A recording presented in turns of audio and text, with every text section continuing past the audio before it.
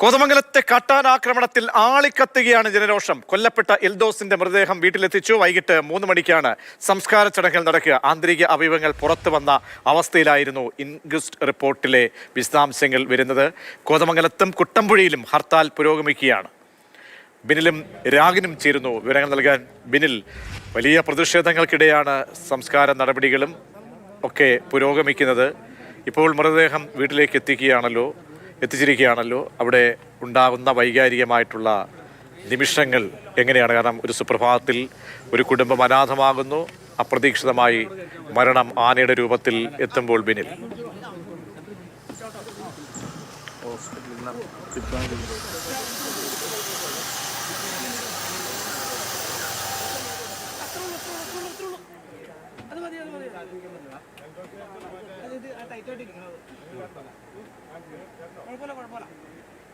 അല്ല, വണ്ടി കയറാനുള്ളത് കയറി, ബാക്കിയുള്ളത് കയറും.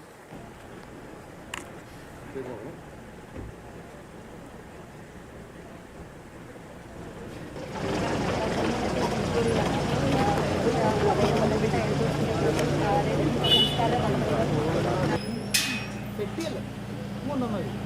പെട്ടിയിലേക്ക് എടുത്തുകൊണ്ട് വന്നത് 4 പേര് പിടിച്ചു എടുത്തുകൊണ്ട് വന്നത്.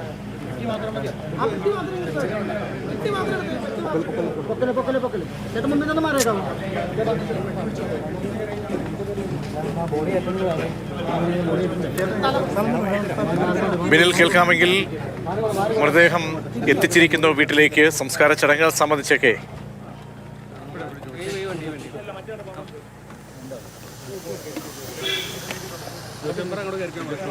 പ്രജീഷ, അല്പം മുമ്പാണ് എൽദോസിന്റെ മൃതദേഹം വീട്ടിലെത്തിച്ചത്. അവിടെ അന്തിമോപചാരം അർപ്പിക്കാനായി നാട്ടുകാരും ജനപ്രതിനിധികളടക്കം നിരവധി പേർ എത്തിയിരിക്കുകയാണ്.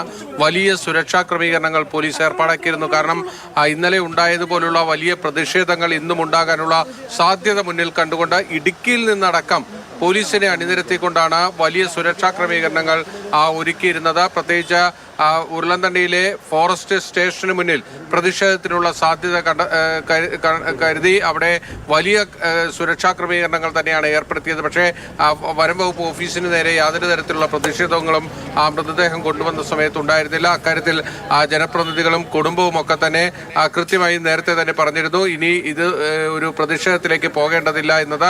അതുകൊണ്ട് കൃത്യമായും എൽദോസിന്റെ മൃതദേഹം വീട്ടിലെത്തിക്കുകയും അവിടെ ഇപ്പോൾ ബന്ധുക്കളടക്കമുള്ളവർ അന്തിമോപചാരം അർപ്പിച്ചുകൊണ്ടിരിക്കുകയാണ്. 3 മണിക്കാണ് സംസ്കാര ചടങ്ങ് നടക്കുക. സംസ്കാര ചടങ്ങ് നടക്കുന്നത് പിണ്ടിമനയിലെ പള്ളിയിലാണ് എന്നും ബന്ധുക്കൾ അറിയിച്ചിട്ടുണ്ട്. എന്തായാലും വലിയ ജനരോക്ഷമാണ് ഇന്നലെ അണപൊട്ടി വന്നത്. കാരണം ജനങ്ങളെ സംബന്ധിച്ചിടത്തോളം, പ്രത്യേകിച്ച് മലയോര മേഖലയിലെ ജനങ്ങളെ സംബന്ധിച്ചിടത്തോളം അവർക്ക് ഉറങ്ങാൻ കഴിയാത്ത അവസ്ഥയാണ് എന്നാണ് അവർ പറയുന്നത്. കാരണം ഏത് നിമിഷവും ഈ മേഖലയിൽ, അതായത് കുട്ടമ്പുഴയിലെ ഈ മേഖലയിൽ എപ്പോഴും കാട്ടാനകൾ ഇറങ്ങി വരികയാണ്. വീട്ടിലേക്ക് തന്നെ കാട്ടാനകൾ വരുന്നു, ജനവാസ മേഖലയിൽ ഇറങ്ങി വരുന്നു.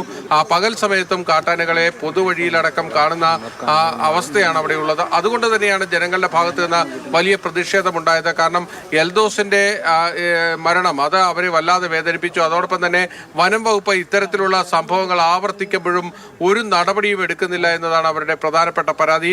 1 വർഷം മുമ്പാണ് തൊട്ടടുത്ത പിണ്ടിമനയിൽ സന്തോഷ് എന്ന യുവാവ് കൊല്ലപ്പെടുന്നത്. അതായത് കുളിച്ചുകൊണ്ട് നിൽക്കുമ്പോൾ കാട്ടാനക്കൂട്ടം വന്ന് അരുവിയിലൂടെ കടന്നു വന്ന് കുത്തി വീഴ്ത്തുകയാണ് ചെയ്തത്. അതിനുശേഷം അവിടെ വലിയ സംവിധാനങ്ങൾ ഏർപ്പെടുത്തുമെന്ന് വാഗ്ദാനം ചെയ്തു. പക്ഷേ ഒന്നും ഉണ്ടായില്ല. അതുകൊണ്ട് ജനങ്ങൾ വലിയ പ്രതിഷേധമാണ് ഉയർത്തിയത്. 6 മണിക്കൂറോളം മൃതദേഹം അവിടെ നിന്ന് വിട്ടു നൽകാതെയുള്ള ശക്തമായ പ്രതിഷേധത്തിലേക്ക് നാട്ടുകാർ പോയി. അങ്ങനെയാണ് എറണാകുളം ജില്ലാ കളക്ടർക്ക് നേരിട്ടെത്തി ജനങ്ങളോട് അഭ്യർത്ഥിക്കേണ്ടി വന്നത്.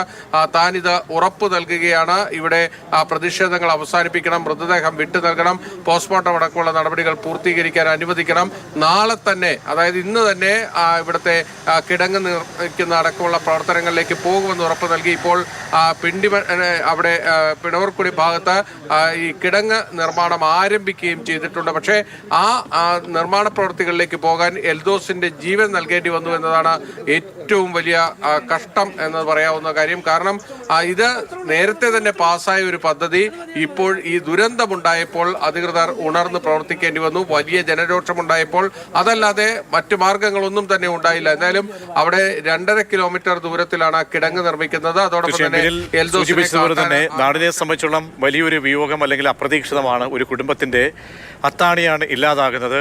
അങ്ങനെ ജീവിതത്തിന്റെ ചുറ്റുപാടുകൾ അത് ജീവിതം കരുപിടിപ്പിക്കാൻ വേണ്ടി രാവിലെ ഇറങ്ങുന്നു, വൈകിട്ട് അങ്ങനെ മൃത ശരീരനായി അങ്ങനെ ചേതനയേറ്റ് വീട്ടിലേക്ക് എത്തിക്കുന്ന ആ ശരീരം ബന്ധുക്കളെ സംബന്ധിച്ചോളം താങ്ങാൻ കഴിയുന്നതല്ല. എന്തായാലും പിന്നിൽ ജനപ്രതിനിധികളൊക്കെ തന്നെ എത്തുന്നുണ്ടോ? പ്രത്യേകിച്ച് സർക്കാരിൻ്റെ ഭാഗത്തു നിന്നൊക്കെ തന്നെ പ്രതിനിധികൾ, വനമന്ത്രി പോലും അവിടേക്ക് ഇന്ന് എത്തേണ്ടതാണ്.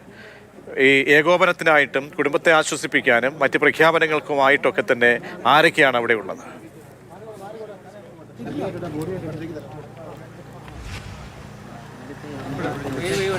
പ്രജീഷ്, കോതമംഗലം MLA ആന്റണി ജോണാണ് ഇവിടെ എത്തിയിരിക്കുന്ന പ്രധാനപ്പെട്ട രാഷ്ട്രീയ നേതാവായിട്ടുള്ളത്. പിന്നീട് പ്രാദേശികമായ രാഷ്ട്രീയ നേതാക്കളൊക്കെ തന്നെ എത്തിയിട്ടുണ്ട്. CPയുടെ ജില്ലാ സെക്രട്ടറി എത്തിയിട്ടുണ്ട്. അങ്ങനെയുള്ള രാഷ്ട്രീയ നേതാക്കളാണ് എത്തിയിരിക്കുന്നത്. മറ്റ് മന്ത്രിമാരോ മറ്റൊന്നും തന്നെ വീട്ടിലേക്ക് എത്തിയിട്ടില്ല. എന്തായാലും ആ മേഖലയിലേക്ക് വനം മന്ത്രി അടക്കം എത്തിയാൽ വലിയ ജനരോഷം ഉണ്ടാകുമെന്ന കാര്യം തീർച്ചയാണ്. കാരണം വനം മന്ത്രിയും വനം വകുപ്പ് നൽകിയ ഉറപ്പാണ് പാലിക്കപ്പെടാതെ പോകുന്നത്. അതുകൊണ്ട് തന്നെ ജനങ്ങൾ വളരെ രോക്ഷാകുലരായി നിൽക്കുന്നു എന്നത് തന്നെ വേണമെങ്കിൽ പറയാം. അവരെ ഒരു വിധത്തിൽ ശാന്തരാക്കി തന്നെ കൊണ്ടുപോവുകയാണ് അവിടുത്തെ പ്രാദേശികമായ നേതാക്കളും പള്ളി അധികൃതരും ഒക്കെ തന്നെ ചേർന്ന് ചെയ്തുകൊണ്ടിരിക്കുന്നത്. കാരണം അവരെ സംബന്ധിച്ചിടത്തോളം ജീവിക്കാൻ കഴിയാത്തൊരവസ്ഥയാണ്. നമ്മൾ അവിടെ ഇന്ന് രാവിലെ എത്തി അവിടുത്തെ നാട്ടുകാരോടൊക്കെ തന്നെ സംസാരിക്കുമ്പോൾ അവർ അവരുടെ ജീവിത ദുരിതങ്ങളാണ് വിവരിക്കുന്നത്. കാരണം സ്കൂൾ കുട്ടികളെ പോലും പുറത്തേക്ക് വിടാൻ കഴിയാത്ത അവസ്ഥ, ആർക്കും പണിക്ക് പോകാൻ കഴിയാത്ത അവസ്ഥ. ഇവിടെയൊക്കെ നിത്യ തൊഴിലെടുത്ത് ജീവിക്കുന്നവരാണ്, വളരെ സാധാരണക്കാരാണ്. അവർക്ക് പണിക്ക് പോയില്ലെങ്കിൽ ജീവിക്കാൻ കഴിയാത്ത അവസ്ഥയാണ്. രാവിലെ പണിക്ക് പോയാൽ രാത്രിയാകുമ്പോഴാണ് മടങ്ങി വരുന്നത്. ആ രാത്രി മടങ്ങി വരുമ്പോൾ അവർ എങ്ങനെ വീട്ടിലേക്ക് എത്തുമെന്നതാണ് അവർ ചോദിക്കുന്ന ചോദ്യം.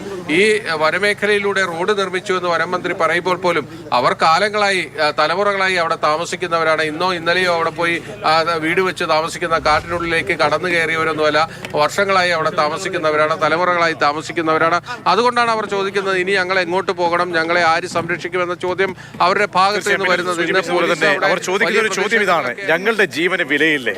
കാരണം ഒരുപാട് വാഗ്ദാനങ്ങൾ നൽകി ഓരോ സംഭവത്തിനും പിന്നാലെ മന്ത്രിമാരെത്തുന്നു, ജനപ്രതിനിധികൾ എത്തുന്നു, തദ്ദേശ ഭരണത്തിന്റെ അധികാരികളൊക്കെ തന്നെ ഓരോ ഘട്ടങ്ങളിലും എത്തി ഒരുപാട് വാഗ്ദാനങ്ങൾ നൽകി പോകും. പിന്നെ അതിനൊരു തുടർച്ച ഉണ്ടാകാറില്ല. പാതി വഴിക്ക് ഫുൾ സ്റ്റോപ്പ് ഇട്ട് പോകും. ഇന്നലെ നിസ്സാരമായി വനം വകുപ്പിനെ ചെയ്യാവുന്ന കാര്യങ്ങളായിരുന്നു അവിടെ ഒരു വൈദ്യുത വേലി നിർമ്മിക്കുക. അത് നിർമ്മിച്ചിരുന്നെങ്കിൽ സ്വാഭാവികമായും ആനയുടെയൊക്കെ സാന്നിധ്യം ഉണ്ടായിരുന്നുവെങ്കിൽ ആന അത് പിൻവാങ്ങും അവിടെ നിന്നും. അത് നിസ്സാരമായി ചെയ്യാൻ കഴിയാവുന്ന ഒരു സംവിധാനമാണ്.